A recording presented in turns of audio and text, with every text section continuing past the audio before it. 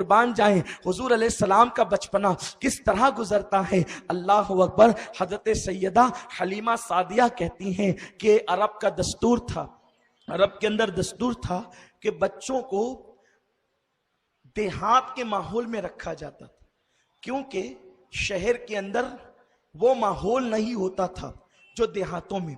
आप कभी शहर से निकलकर, कभी कभी हम लोग भी बयान के लिए किसी देहात में जाते हैं तो दिल कहता है कि कुछ दिन यहीं रह जाएं, क्योंकि मालेगांव में जो है वो कारों की आवाज़ है, बाइक की आवाज़ है, लुम की आवाज़ है, चिल्लम चिल्ली है, चीख पुकार है, ये सब है। देहात का माहौल पुरसकून, इत्मीनान बख्श, सीधे साधे लोग, भोले भाले लोग, अच्छे अच्छे प्यारे प्यारे लोग होते हैं ना। अल्लाह अकबर। तो कभी कभी दिल चाहता है कि वहाँ रुक जाएं, फिर वहाँ के जानवर, वहाँ के परिंदे, वहाँ के फूलों की खुशबू और वहाँ के चंद मकानात और खुला खुला माहौल, वहाँ की ठंडी ठंडी हवाएं, वहाँ की ठंडी ठंडी फजाएं, तो देहात अच्छा अच्छा लगता है।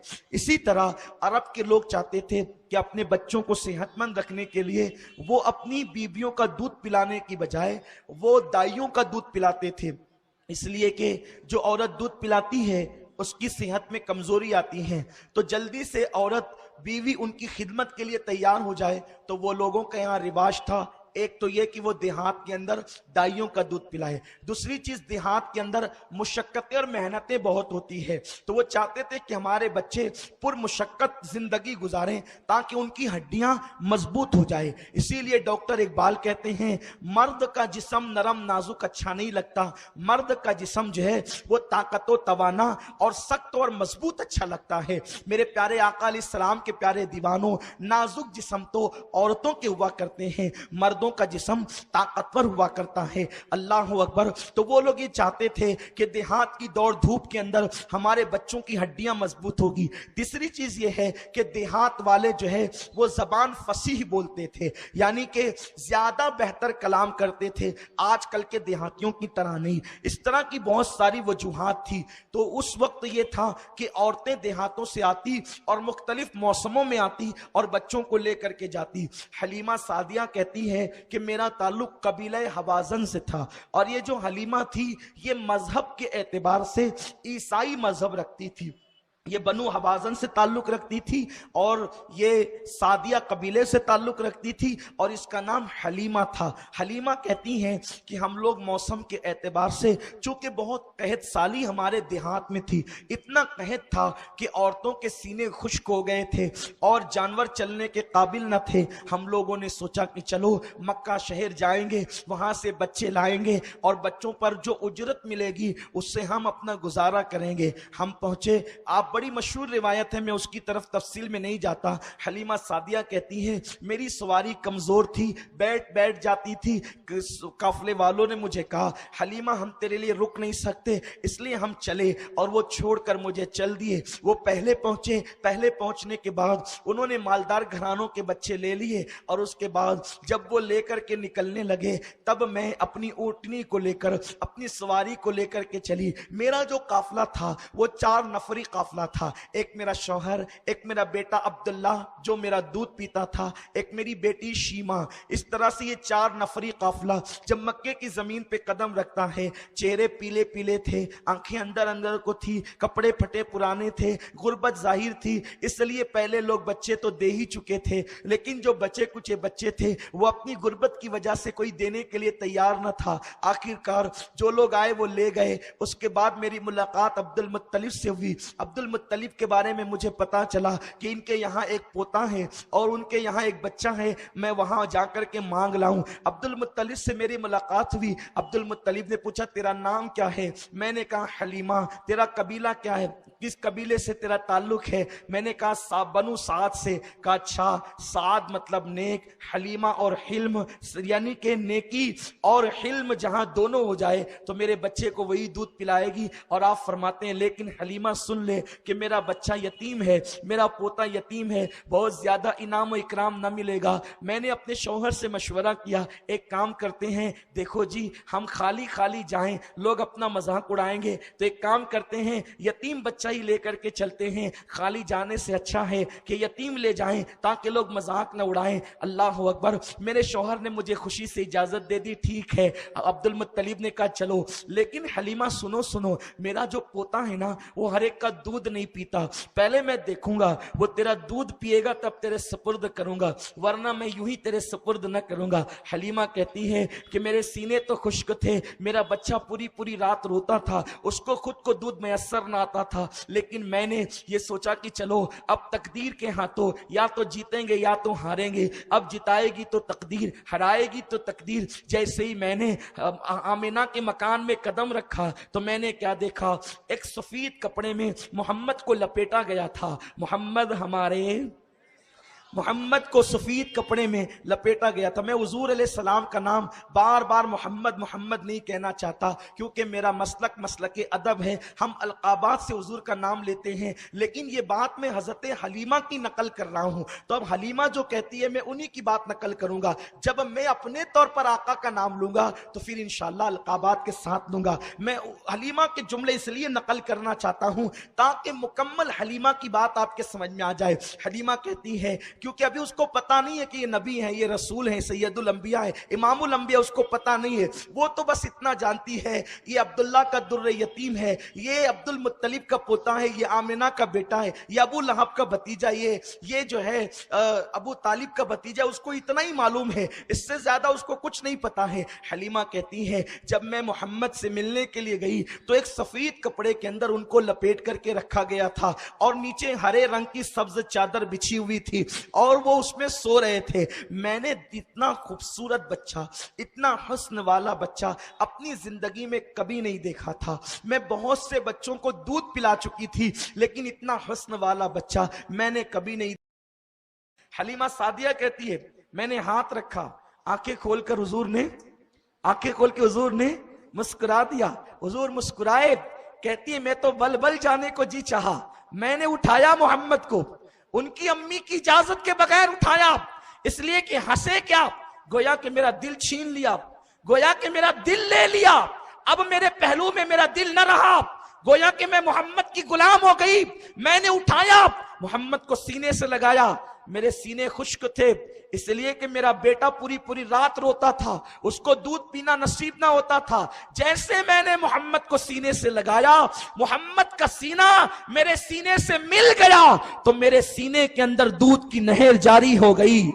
मोहम्मद हमारे नबी का बचपन, ये अल्लाह अल्लाह, वो बचपने की फबन, उस खुदा बाती सूरत पे लाखों सलाम। कहती मेरा सीना दूध से भर गया। अल्लाह अकबर। हलीमा का सीना पहले खुश्क किया, फिर दूध से हुजूर की कदमों की बरकत से भर दिया। क्यों भर दिया? ए हलीमा, जब मेरा महबूब जवान हो जाए तो तू कमर पे हाथ रख कर या सीना तान कर ये न कहना मोहम्मद याद कर मेरा एहसान कि मैंने तुझे दूध पिलाया। अगर दूध न पिलाती तो तू इस तरह जवान होता। क्योंकि कभी कभी मां नाराज होती है तो कहती है भूल गया दूध का एहसान, अगर दूध न पिलाती तो मर जाता, दूध न पिलाती तो बिलकता, दूध न पिलाती तो तेरी हड्डियां इतनी मजबूत न होती।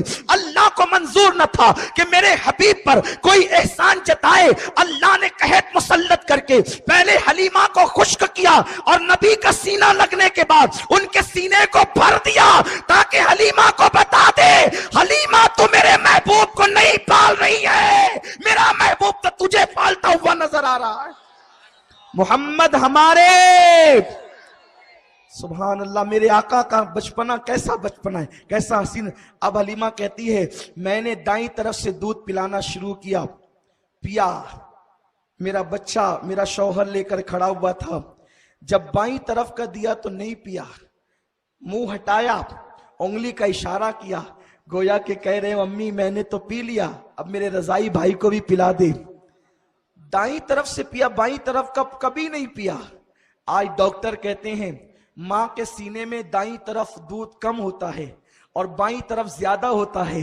ये मेरा मासूम रसूल का मासूम बचपन है कि कम अपने लिए पसंद किया, ज्यादा अपने भाई को अता कर दिया, दूध पीते भाई को अता किया। तो मेरा इमाम इस मंजर को देख के पुकार उठा, भाइयों के लिए तर्क पिस्ता करें, दूध पीतों की निस्बत पे लाखों सलाम। मेरे प्यारे आका अलैहि सलाम के प्यारे दीवानों, इंसाफ किया। آج کل لوگ کہتے ہیں معاذ اللہ اسلام دہشت گردی کا مذہب ہے.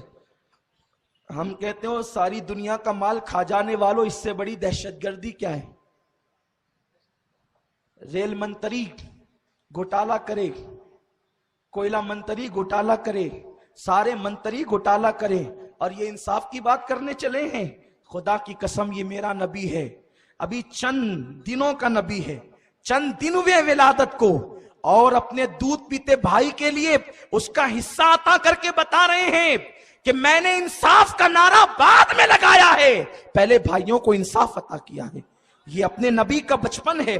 لیکن مسلمانوں تمہیں معلوم نہیں، تمہیں تاریخ نہیں پتا، کیونکہ پہلے تو تم پڑھتے نہیں، جو بیان کرتا وہاں سننے نہیں جاتے، اور اگر کوئی سننے جاتا ہے تو کچھ لوگوں کو تکلیف ہے، یہ کیوں بیان کرتے ہو، یہ تو ضعیف روایت ہے. ہم نے کہا اچھا تجھے یہی روایتیں ضعیف لگتی ہے، بتا تو صحیح کہ کیا ضعیف روایتیں فضائل اعمال میں مقبول نہیں؟ جب تیری بات آئے تو ضعیف روایتیں بھی مدرسے کے چندے کے لیے، بلکہ اگر ضعیف روایت نہ ملے تو تم اس کو گڑھ بھی لیتے ہو کہ اتنا ثواب اتنا ثواب اتنا ثواب. آپ مجھے بتائیں کیا کوئی حدیث ایسی ہے کہ رسول اللہ نے فرمایا کہ جس نے مدرسے میں چندہ دیا وہ جنتی ہو گیا؟ لیکن بتاؤ ممبروں پہ یہ حدیث پڑھی جاتی ہے کہ نہیں پڑھی جاتی؟ کیونکہ رسول اللہ کے دور میں تو ایسا مدرسہ تھا ہی نہیں جیسا مدرسہ آپ کا ہے. نہ مدرسے کے لیے چندہ ہوتا تھا، مدرسے کے طلبہ تو رسول اللہ کے دور میں پیٹ پہ پتھر باندھ کر کے علم حاصل کرتے تھے. بغیر چھت کا حضور کا مدرسہ تھا جس کو صفہ کہتے ہیں، جس چبوترے پہ صحابہ بیٹھ کے علم حاصل کرتے تھے. اور آپ کہتے ہو کہ معاذ اللہ نبی کے لیے تم اس طرح پڑھتے ہو. ہم کہتے ہو جب مدرسے کے لیے پڑھا جا سکتا ہے تو نبی کے لیے تو حدیثیں موجود ہے، اور بیان کرنے والی آمنہ ہے، بیان کرنے والی حلیمہ ہے، بیان کرنے والے عباس ہے، بیان کرنے والے عبداللہ ابن عباس ہے، بیان کرنے والے جناب ابو طالب ہے. ابھی میں آقا علیہ السلام کا میلاد بیان، آقا علیہ السلام کا معصوم بچپن بیان کر رہا ہوں. اللہ اکبر، بھائی کے لیے پستہ ترک کر دیا. اب حلیمہ کہتی ہے میں تو بل بل جانے لگی. اس رات پہلی مرتبہ میرا بیٹا پوری رات سویا، جم کر سویا، کیونکہ جب پیٹ بھرا تو وہ بھی سو گیا، ورنہ پوری رات وہ مجھے ستاتا تھا. قربان. اب حلیمہ کہتی ہے، توجہ سے سنیں میرے نبی کا بچپن، سبحان اللہ. محمد ہمارے، حلیمہ کہتی ہے محمد میرے سال 2 سال کچھ مہینے رہے، لیکن کبھی بھی بستر پہ پیشاب نہیں کیا، بستر پر پاخانہ نہیں کیا. 2 ٹائم مقرر تھا، 2 ٹائم مقرر تھا. جب حضور کے پیشاب کا وقت ہوتا میں لے جاتی پیشاب کرتے، میں لے جاتی فراغت کرتے. اور حضور علیہ السلام کا سطر اگر کھل جاتا، سطر حیا کے پردے میں عرض کر رہا ہوں، سطر اگر کھل جاتا، بچے 5-5 سال کی عمر تک ننگے گھومتے ہیں، 3-3 سال کی عمر تک ننگے گھومتے ہیں. جو کہتے ہیں نبی اپنی طرح، میں ان کو یہ کہنے کی جرت نہیں کرتا کہ آپ بچپنے میں کیسے گھومتے تھے، یہ آپ ہی سمجھ لیں. لیکن جو کہتے ہیں ان کو شرم آنی چاہیے، ان کو شرم آنی چاہیے نبی ہماری طرح. اللہ اکبر.